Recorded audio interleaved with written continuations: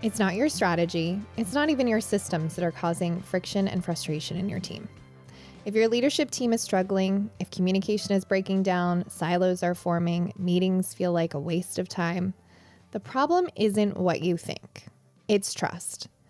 Not the I trust that you'll get your work done kind of trust. I'm talking about deep psychological trust, the foundation of every high-performing leadership team. The kind of trust that allows leaders to be vulnerable, admit mistakes, challenge each other without fear, and actually work as a team rather than a group of individuals protecting their own turf. If your leadership team feels disconnected, tense, or just not working as well as it should, then this episode is for you. Welcome back to the Biz Doctor podcast. I'm your host, Lauren Goldstein, and today we're diving into one of the most underrated but absolutely essential elements of leadership, trust. To help frame this episode, I'm drawing from the works of Patrick Lencioni, whose insights on leadership and trust have been game changers for me and my clients' teams, specifically his book, The Advantage. And if you're a business owner leading a team, this book is required reading. So let's get into it. This might surprise you, but there are actually two types of trust. There's predictive trust. This is the surface level kind of trust. You trust that your CFO will handle the financials. You trust that your marketing lead will run the campaigns. You trust that your team will show up and do their jobs. But here's the second type of trust that we don't talk a lot about: vulnerability-based trust. This is the deep transformational trust that most leadership teams lack. This is when team members feel safe enough to admit weaknesses, ask for help, and be completely open without fear of judgment. And here's the truth. Without vulnerability-based trust, you'll never have a truly cohesive leadership team. Never. Because I'm the Biz Doc, let me share some symptoms of lack of trust in your leadership team. People avoiding difficult conversations, leaders not asking for help because they don't want to appear weak, a fear of making mistakes, so people play it safe, and no one challenging ideas in meetings, but there's complaining and dissension behind the scenes. If any of those sound familiar, you're not alone. The good news? Trust can be built, but only if you're willing to do the work. So how exactly do you build trust in your team? Well, I'm glad you asked. The hard truth is trust isn't built in one meeting or through a team building exercise. It's built over time through consistent behaviors and intentional leadership. Now, here are 3 keys to start building real trust in your leadership team. First, it starts with you. You get to lead with vulnerability. Everything starts at the top. If you're the CEO or the leader in your company, you set the tone. That means admitting when you don't know something, acknowledging mistakes openly and proactively, asking for help and encouraging others to do the same. Now, a little note about this one. This means that you should no longer be the smartest person in the room. I know this is sometimes a hard pill to swallow and makes business owners worry about losing control, but trust me, if you want to have a successful, profitable, scalable business with a world-class team, you have to know what your weaknesses are and hire accordingly. When leaders show it's okay to be vulnerable, the team follows. But here's the kicker. You can't just do this every now and again. It gets to be something that is consistently modeled and ingrained in your very leadership DNA. Number 2, create a culture of safe conflict. So many leadership teams avoid tough conversations because they're afraid of conflict. But the best teams, they lean into it. Now, I'm not talking about the toxic personal conflict, but I'm talking about healthy, productive conflict where ideas can be challenged without the ego getting in the way. So ways to encourage this are: make it safe to disagree. Separate ideas from identity. Challenging an idea isn't attacking a person. And encourage team members to speak up instead of sitting in silence and bubbling in resentment. Honestly, one of my favorite things is someone challenging my way of thinking. I'm only as good as what I can see, and if I'm not seeing the whole picture, I want someone to tell me that I need to shift my thinking or my perspective. That's how we all win. When people feel safe to be honest, they trust each other even more, and trust breeds high performance. Number 3. Stop rewarding perfectionism and start rewarding transparency. Now, as a recovering perfectionist, y'all, this one has been one of the toughest for me. I do not love being messy and taking action that's messy. And maybe if I'm being honest, I don't like anything that's not all the way finished. It's a work in progress. MVPs, for those that you don't know what that means, it's not most valuable player, it's a minimum viable product. Took me a long time to get used to and comfortable with. So if this triggers you too, you are not alone. But here's why this is so important. If your team is afraid to fail, they won't take any risks. And if they don't take risks, your company is going to stay stuck and stagnant, and those anthill problems are going to become Everest to climb. So instead of rewarding perfection, start rewarding transparency and messy action. Celebrate when your team admits that they made a mistake, or asks for help before something turns into that 5-alarm fire, or takes ownership instead of pointing fingers, or tries something that doesn't work and then readjusts accordingly. I call it launching and learning. Michael Masterson calls it ready, fire, aim. The truth is you can't solve problems or make a difference in a vacuum. I liken this to building a house. You don't put in all the plumbing and electric and wait to test it until the drywall, paint, and decor is done. No. You turn on the water and see what's leaking before you put up the drywall. You turn on the lights and see what isn't working so you don't have to tear down a wall to rewire something that you missed. The same is true with business.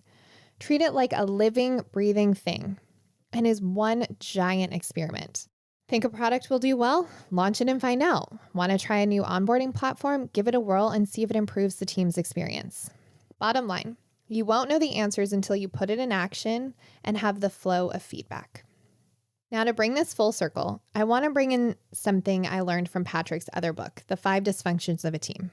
Another book I highly recommend, and one I honestly make all my clients read, so that we can really drive home and recap what's keeping your leadership team from truly thriving. So let's break it down. The first is absence of trust.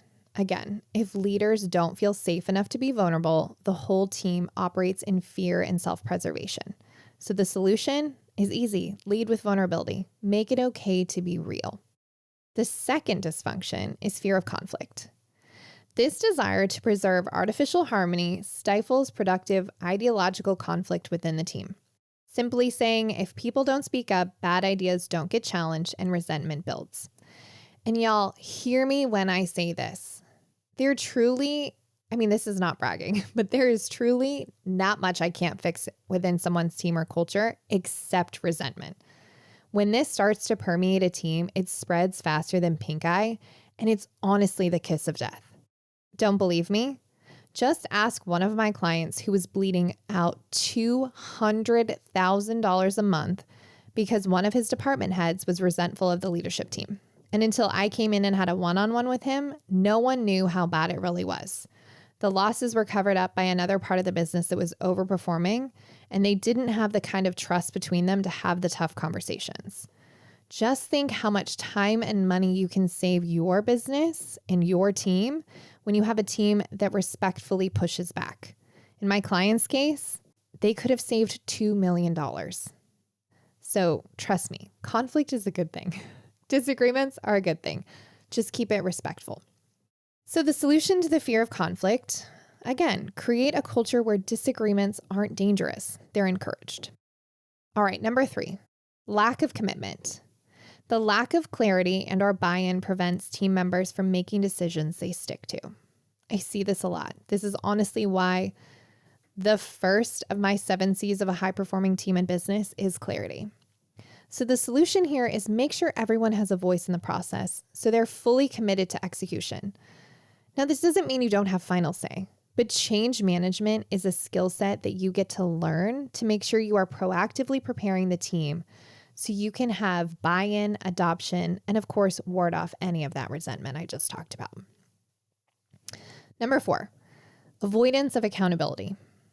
The need to avoid interpersonal discomfort prevents team members from holding each other accountable for their behaviors and performance. If there's no commitment, there's no accountability, and people let things slide. So the solution to this one is hold each other accountable consistently, not just when things go wrong. And more than that, you, my friend, should not be the only one holding people accountable. This should be a whole team thing. They all should be holding each other accountable, up, down, and sideways, which means you better be ready for someone to call you to the mattress if you're not holding steady to your word and your commitments. Lastly, inattention to results. The pursuit of individual goals and personal status erodes the team's focus on collective success. If there's no clear company goals that everyone contributes to, leaders start prioritizing personal successes over team successes, and that is very dangerous. So the solution here is keep your focus on the bigger goal, the success of the company, not just individual wins. Yes, they go hand in hand, but this is the way to make sure that everyone is working with each other, not against each other. Nobody has time for toxic competition. Everybody is in the same ship.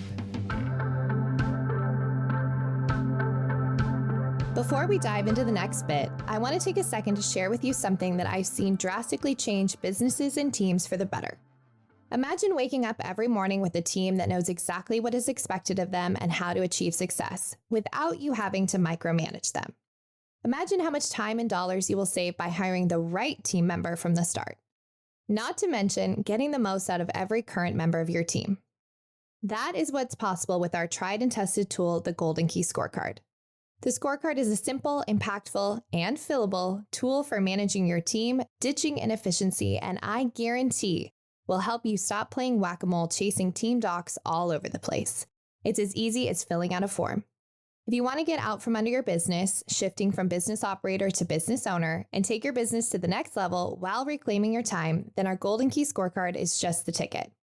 Our scorecard provides the time-tested framework and process to get you and your team out of the weeds and into a well-oiled machine that can scale without you. It's time for you to run your business instead of the other way around. Become an expert in this critical piece of the foundation to creating a high-performing team. Download the Golden Key Scorecard for free at goldenkeypartnership.com/go. Now back to the show.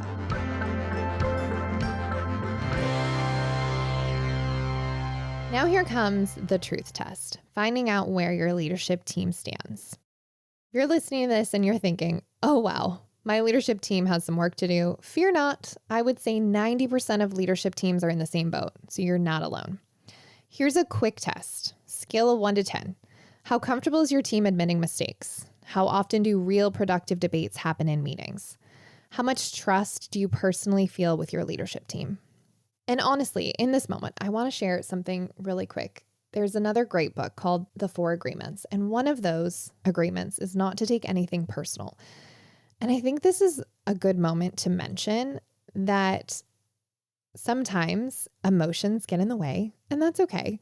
But if we remember, just like separating the idea from the person, nothing's really personal. So the more we can make it about business and the common goals and working together and not take things personally, the more trust you'll also build. So now back to the quick test. If your answers are on the lower end, it's time to start working on trust. And that really starts with you. If you want a leadership team that actually works together, that communicates openly and challenges and supports each other, trust is the foundation and ego is the enemy.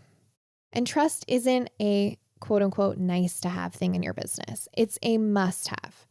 And the true advantage if you want to have a truly world-class, high-performing team, one that you can trust to run the business without it feeling like it's all on you, which, my friends, is the very definition of true entrepreneurial freedom. You know, the reason we all started our businesses in the first place. All right, that's it for this episode. If today's episode hit home for you, I'd love to hear from you. DM me on Instagram at It's Lauren Goldstein or LinkedIn and tell me what resonated most. And if you know another business owner who's struggling with their leadership team, send this episode their way. Let's start building healthier, stronger teams together. Lastly, if you enjoyed the episode, don't forget to subscribe, rate, and review the show. It helps us reach more business owners who need to hear this message. Thanks again for listening. Until next time.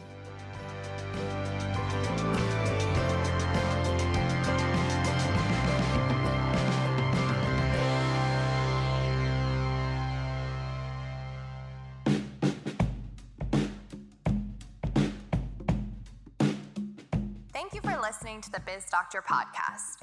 Now, I like to say that friends don't let friends WebMD your business. So if you're wondering what your next steps could be, here are some options for you. No matter what, head to the show notes or to my website, goldenkeypartnership.com, for some impactful resources to support you getting out from under your business. That's also where you'll find the links to learn more about our services and how we support business owners, just like you, who are ready to make the successful jump from business operator in the trenches to visionary business owner with more freedom and flexibility. All of that info is on our website, so pop on over to learn more or get in touch. goldenkeypartnership.com. Finally, if you love the Biz Doctor podcast, I'd be so grateful if you would share it with your friends and network and give us a 5-star rating or review wherever you listen to your podcasts.